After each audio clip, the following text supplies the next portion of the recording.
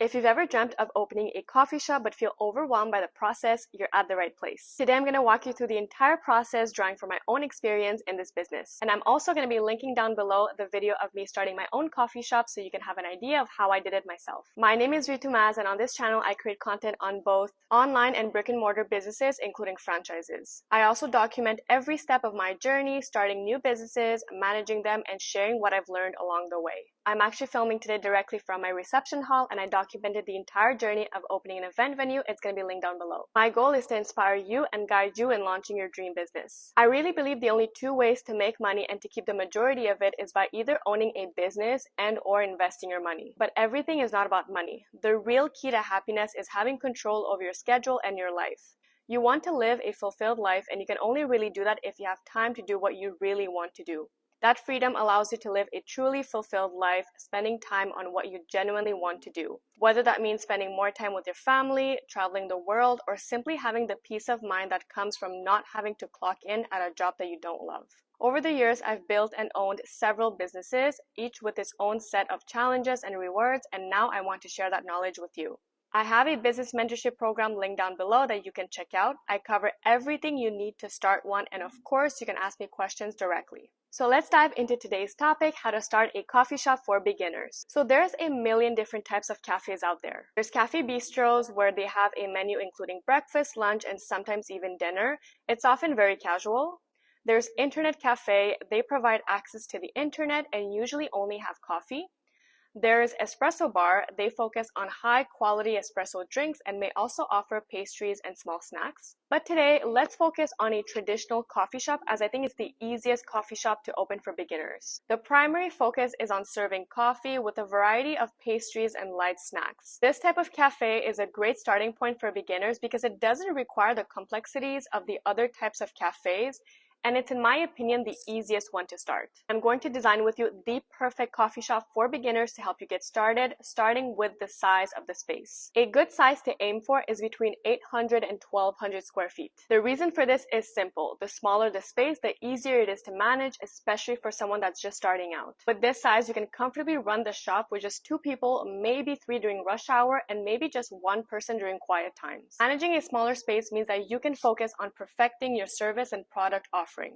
You won't be overwhelmed by the logistics of managing a large area, which can include everything from ensuring every corner is clean to maintaining a larger inventory. Also, keep in mind that the larger the space, the more ground you have to cover, which means more staff, more inventory, more furniture, and so much more of everything. In a smaller space, you can keep your operations tight and efficient, which is crucial in the early stages of your business. Plus, with fewer tables and seating areas, you can create a more intimate and cozy atmosphere, which many customers appreciate in a coffee shop. As your business grows, you're going to get a better understanding of your customer and what it needs to run a coffee shop, and you can expand as it goes. This approach allows you to grow sustainably without taking on too much too soon. If you've been enjoying this video so far, please give this video a thumbs up and subscribe for more business-related videos. Next, let's talk about location. In my opinion, this is the most important for beginners. I recommend being somewhere with good foot traffic, but not necessarily in the center of the city. Choosing the right location for your business can really make or break your business, so choosing strategically is super important. The ideal location is one where people are already out and about, running errands, shopping, or heading to work, but where the competition isn't too fierce because you are still a beginner. I'd recommend looking into the suburbs or up-and-coming neighborhoods. These areas often have a strong sense of community, and a well-run coffee shop can quickly become a local loved spot. Placing your very first coffee shop in the center of the city or downtown is maybe not the best move for a beginner. The primary reason is it's very expensive. Rent and other costs can be much higher in prime location, which means your finances are going to be strained from the start. The second reason is the competition. You might not be ready to compete at that level yet, but that's okay because you're just starting out. The reason being, established coffee shops with loyal customer bases and high marketing budgets might make it difficult for you to attract customers initially. The third reason is, in those prime areas, landlords and developers often prefer established chains like Starbucks over first-time owners due to the lower risk. This is especially true in malls or other busy areas where foot traffic is high, but so are the expectations and pressure. Instead, you want to consider suburban areas, developing neighborhoods, or places with high residential density. These areas often have a lower cost of entry, and you can build a loyal customer base as the neighborhood grows. Now, a major hack if you're looking into developing neighborhoods is to take a look at your city's future development map. Every city has a plan that outlines future growth and development, and this can give you insight into where your city is headed. These maps can be directly found on the city's website. Knowing where new housing development, school, and commercial areas are planned can help you choose a location that will benefit from increased foot traffic in the near future. Once you've decided on an area, you can scope out neighboring cafes. Visit them as a customer and pay attention to what they're doing right and what they might be missing. Ask yourself, what's the vibe like? What's on their menu? How busy are they at different times of the day? This will help you understand your competition, but also identify new opportunities for you. A final point in this segment is not to go with a location just because it used to be a coffee shop. The owners wouldn't have sold it if it was a successful coffee shop. Make sure to always do your research. It might not be obvious at first why they sold it, but there's always a reason. Now, let's discuss your store's concept. I recommend starting out with a simple cafe, one that doesn't require a kitchen. This decision can significantly reduce your startup costs and operational complexity. You can offer items like sandwiches, muffins, fruit cups, and toast, and these items don't need a kitchen to prep. Many cafes just order them from suppliers, which also eliminates the need for a chef and reduces the overall need for skilled labor. This means you can focus on hiring cashiers and baristas rather than having a whole kitchen staff because those are very complicated to manage at times. I do not recommend building a kitchen if it's your first business. I've done it. I don't recommend it. It's a lot of work, and unless you're experienced, I think it's better to stay away from it. If it's already there, great. You can have a developed menu from the start. But even with the items I just mentioned, you're going to have more than enough to offer. The key is to aim for an efficient, simple menu that doesn't overwhelm you or your customers.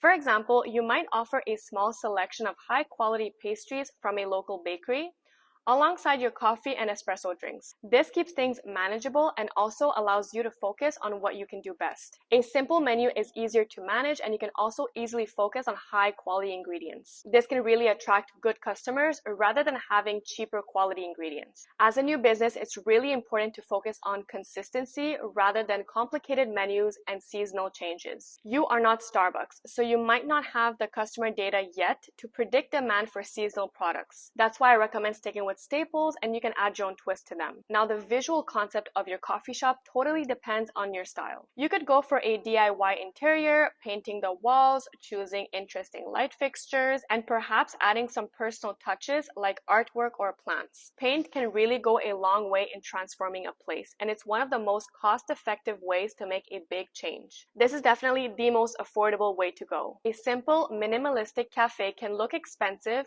but can actually be achieved with affordable pieces. You might visit secondhand stores, flea markets, or online marketplaces to find unique furniture and decor items that fit your vision without breaking the bank. Other concepts include a book cafe where the space is cozy and lined with books. This type of cafe can attract book lovers and create a warm, inviting atmosphere where customers feel comfortable lingering for hours. Or you might consider a themed cafe like a botanical garden where the focus is on greenery and natural elements. Possibilities are endless and totally depends on your style and what kind of vision you have for your space. Moving on to branding, and this is something that a lot of beginners neglect, and I think this is something that if you do it properly from the start, it's going to save you so much money in the long run. It really goes hand in hand with your store's concept. Your branding is everything from your logo to your cafe design, your menu, and beyond. It's the visual identity of your coffee shop. With strong branding, you can leverage social media to market your business for free without needing to hire a marketing team. A well-designed logo, consistent color scheme, and cohesive brand voice is the best marketing out there. Once you've established your branding, make sure it's consistently reflected in everything you do, from your social media posts to your in-store signage and packaging. With proper branding, your customers can be your marketers. So far, we spoke about size, location, concept, and branding. Now let's dive into the more technical aspect of starting a coffee shop. Let's talk about the cost of starting one. The expenses you'll face can significantly vary from one location to another. For example, opening a coffee shop in Los Los Angeles can cost you $300,000, but the same exact coffee shop in Austin can cost you $120,000. So to make it easier for you, I'm going to teach you how you can form a budget. When breaking down your budget, a general rule of thumb is to allocate your expenses as follows: 50% towards initial costs, 25% towards equipment, and 25% towards working capital. Initial costs cover all the essential work needed to get your shop up and running. This includes the design of your space, which depends on the concept you have chosen. You'll also need to budget for things like construction, electrical work, plumbing, and so on. Other startup costs like insurance, permits, and licenses are also part of your initial investment. Insurance is crucial to protect your business against potential risk during the construction of your business, which means you need it from day one. Next, there's equipment. This includes high-ticket items like your coffee machines.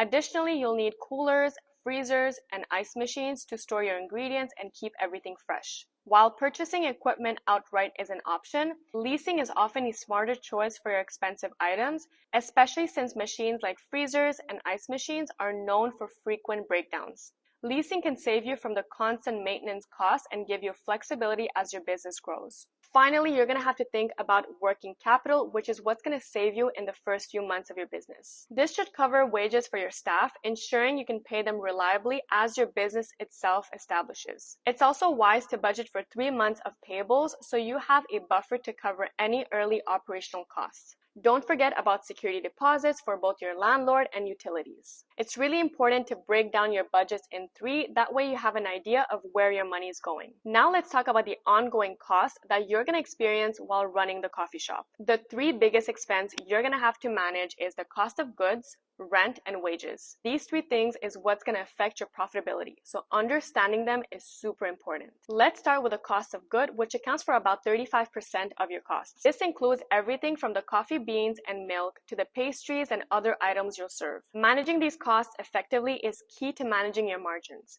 But these percentages that I'm giving you are just a benchmark, not necessarily a rule. You can adjust them as you go. It's also going to depend on the quality of items you're going to choose. Next, labor cost, and this is roughly 40% of your expenses. And this includes the wages for your staff.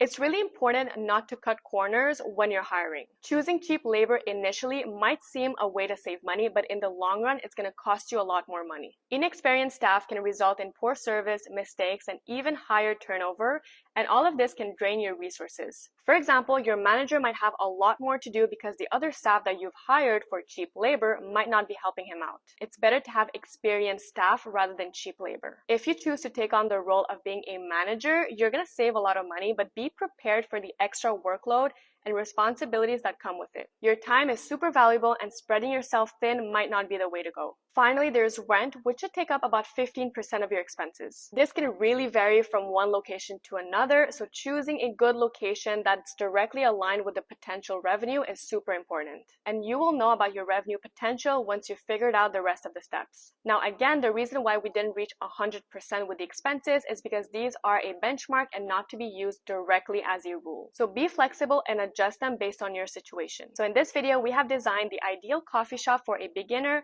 from an appropriate size and location to designing your concept and managing costs. And if you're serious about starting your own business and want to work with me, you can find the link down below for my mentorship program. So we have reached the end of this video. Now you know exactly how you can start your own coffee shop. If you found this video helpful, please give this video a thumbs up and make sure to subscribe for more business related video.